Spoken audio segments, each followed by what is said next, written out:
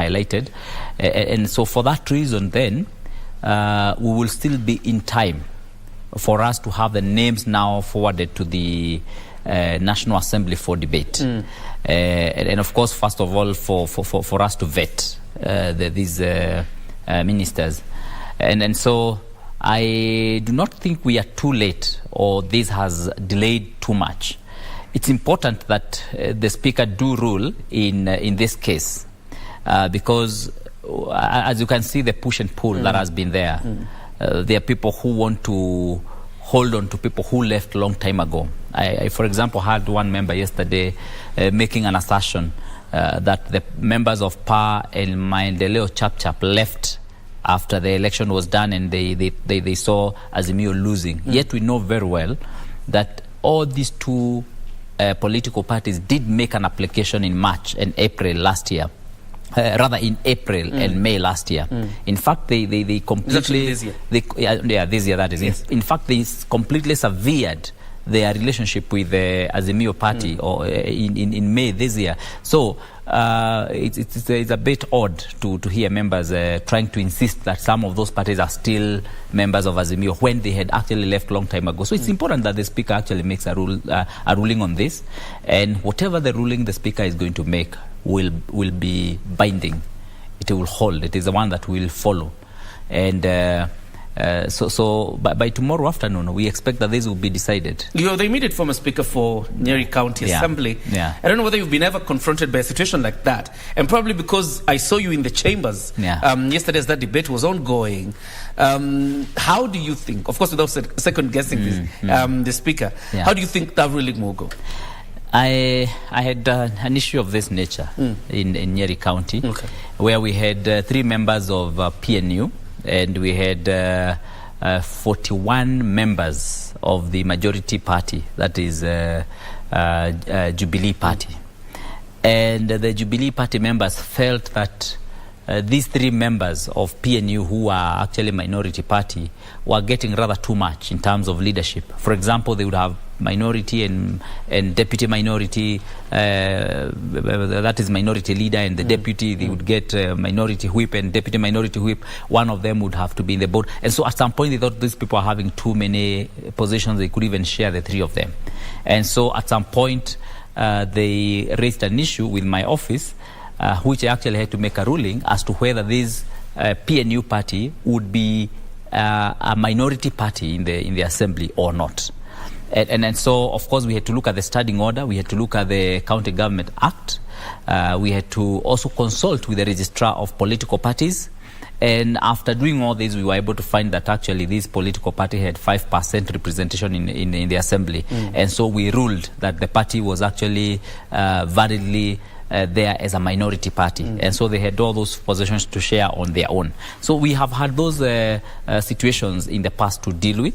And so when I look at the case that is now facing the Speaker at this current moment, I think it's not a very complicated case. I think he will be able to rule rather comfortably because if you look at it, you are able to see that the members who are being pushed into one party or in one area or in one side of the political divide, completely they do not want. And they have said clearly they severed their relationship with them and they left long time ago. Again also, the debate as to whether Azimio is a coalition or a coalition party is also very key and very important in this. Because I think it's something that was taken through legislation, but the people who are going through that legislation at that time did not see the impact later on. But now you see, it has kind of tied their hands because now Azimio actually comes out as a political party. So I don't think it's going to be very difficult for the Speaker to rule on this case. All right. Yeah. About the legislative agenda, because there are so many or several proposals that were made by President William Ruto, and of course you've had the criticism from your opponents on the other side of the House. But let's talk about this 300 billion reduction in this financial year's budget. Yeah. Looking at how tight things are in the country, where probably even the president will have to bring a supplementary budget to you people to approve. How feasible is it to have a 300 billion shillings cut on the budget, and yet you have a plan to implement? It's very possible. If you look at the budget that was passed a little earlier this year, you find that there are some things that have been introduced in this budget without the nod from the Assembly, from the National Assembly, and also from the Senate. For example, there's about 200 billion Kenya shillings that have been put there, or that was put there by the outgoing government. And this money was not actually taken through the legislative process of approval by the National Assembly and by the Senate. And so there are a number of things that have been put there. And when you interrogate the budget further, you find that there is quite a bit that has been put there that does not add value to the common mwananchi. You know, we have had a very interesting development agenda in this country, which has been focusing a little bit more on the elite rather than the masses. And so what we are saying is, do away with some of these huge developments that sometimes have to do much more with the elite. Sometimes are even being seen to be supporting the state capture argument. Do away with some of those budgetary items and let these much more money be taken to areas which are going to affect majority of the people. For example, if you're looking at the issues of agriculture, supporting agriculture like supporting irrigation schemes, that would impact directly on the masses. If you look at the 50 billion that we want to put in the Hustlers Fund, again, that is money that is going directly to the people, the common mwananchi. And if you infuse most of this money into that area, you're going to have economic revival. You're going to rejuvenate our economy. You're going to spur our economy. It's going to grow better than we have been growing. So it's going to be feasible. We are actually able to do that. Also remember, there's too much money which is being set aside for recurrent budget, which does not also add so much value into the development of our nation. So what the president is saying, find money in the budget that is either going to support what we call policy corruption.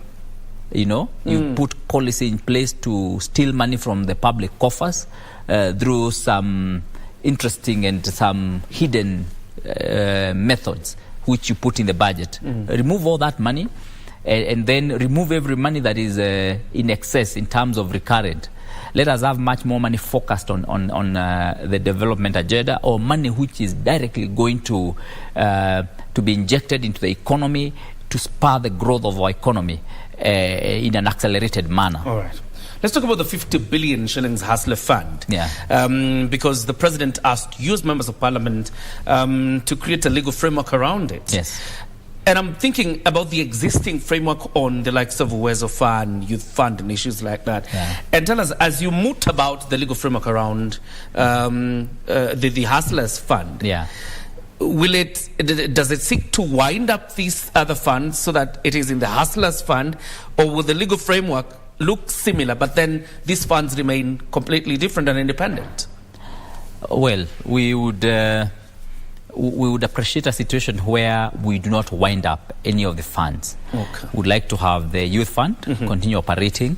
We'd also have to we would like to have Uwezo Fund and the Women Fund. All these funds should continue operating, including the National CDF, the NG-CDF, also should continue operating.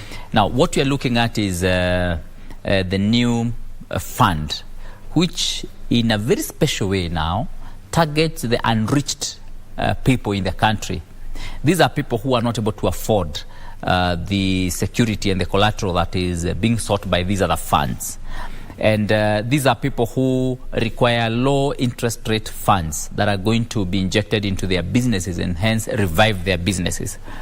This is a fund that is going to be created and is basically going to create some kind of a trust system also, whereby if you borrow this money, you use the money, return the money, then you're able to access much more money.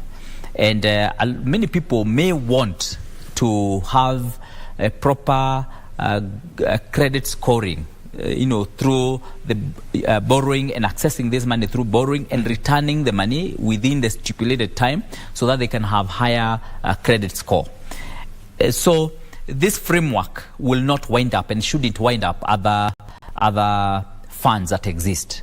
I personally will not support a move that will be seeking to wind up any other fund that exists. Right. And I want to believe that legislators are going to be keen on retaining those other funds. You know, in the past we have had a situation where all those funds have been proposed to be put together as Biashara Fund. And of course, you know, that has been resisted and rejected flatly by the Parliament.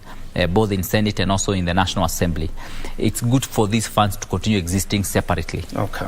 As we wind up, Mheshimiwa, let's talk about the savings culture that the President spoke about, and particularly through the scheme of the National Social Security Fund. Yes. Of course, it is understandable what the President moots and how much money it would provide for development, as, you know, also Kenyans get to say. But there's that small matter in terms of the Kenyans who argue the 200 shillings that we contribute already into NSSF, sometimes it's a very painstaking process to even get the results of, getting your pension scheme once you have retired. There are people who are running years and over trying to access that fund. So as you operationalize the new amendments that the President proposes, how do you inspire confidence in Kenyans about these additional monies that they're putting into NSSF? We will not do this blindly. We will be very keen on accountability, transparency, and openness. If we have to increase the amount of money that we are saving in this country, then we must also overhaul the whole system. That is the NSSF and any other body that is going to be custodian of these resources. We must infuse a culture of accountability, transparency, good governance, public participation. I mean, we are going to be very keen on that. So we are not going to be allowing any Tom, Dick and Harry to be the custodian of this money. We are not going to be allowing people who have not been able to account for the 200 Kenya shillings that they have been receiving. They must know that one must be able to account. One must be able to account. If you are not able to take care of the little that you are given, then you can't purport to be able to take care of much that is going to be entrusted on you. So we as the legislators, as the MPs, we are going to be keen on people who can be able to deliver, people who can win the public's confidence, people who can be able to deliver for the President, to ensure that the Kenya Kwanza government performs and is able to deliver this fund in a way that it's accessible to the government to borrow, is accessible also to the owner of this particular saving when they require the saving, either at retirement or earlier before retirement. So that is something that we must ensure that we put our foot down. Personally, I'll be on the forefront to ensure that the public actually are able to get the full benefit of this saving that they are going to save. As you look into that camera there, your final remarks, I'm sure this one, I'm sure you'd want to speak to the people of Mukurweini. Yeah. But as you do that, there's a lot of hope in the young leadership that has made it to Parliament, including yourself, this time. Yeah. What promise do you have for Kenyans that they will get value for the young people they have invested for them to go to Parliament? Thank you very much. This is a working government. You must have noticed by now that we are working very seriously, and not only working, but we want to work closely with the public. We want to get closer and closer to the public. So, and I'm very happy because our boss, the President of the Republic of Kenya, has actually shown this. Look at the many times he's out there with the people. Look at him today when he went to flag off the value-added tea that is going to Ghana. He's a practical guy. I mean, he said he's going to have value addition. He's already exporting tea to Ghana. He said he's going to push the financial institutions to lower the interest rates on Fuliza. The other day he was here in a neighboring hotel from this broadcasting station, actually ensuring that the interest rates are lowered with more than 50%. These are working government. These are government that you can trust. We, as you are members of parliament, senators, governors, and all the other elected leaders, must follow on the footsteps of our boss. He's a hardworking gentleman. We are going to be more hardworking. That is why I have spent the whole day today in Parliament from morning at 9:30. I have left Parliament at 8. I'm here trying to inform our viewers, and this is because we are interested in what we are doing. The people of Mukurweini, you have not in any way made a wrong choice by giving me the mandate to be your member of Parliament. I'm very keen, particularly on the roads that have not gotten funds. I have been in offices, I've been able to push a lot of funds, and maybe just to be very clear, on one road, which I was able to get some funds, the Gekondi road. We are going to be... The one that heads to Nyadha? Yes, the one that goes through Nyadha all the way to Dhara, to Kafuta. That one, in the next 2 days, the next 2 weeks, you're going to see a lot of activity now. In fact, we are going to come now from the lower side in Mutonga coming up. We are on it. We are working. We are serious, and we are going to deliver for the people of this republic. All right. Yeah. Thank you very much. The Honorable John Kagushia has been Speaker of the Nyeri County Assembly for the last 5 years, now representing the people of Mukurweini in Nyeri County as a Member of Parliament. We wish you all the best. Thank you. And Godspeed as you work for the people of Kenya and the people of Mukurweini. That's why we put a cap on Prime Edition. Have yourself a fantastic night. See you around. God bless.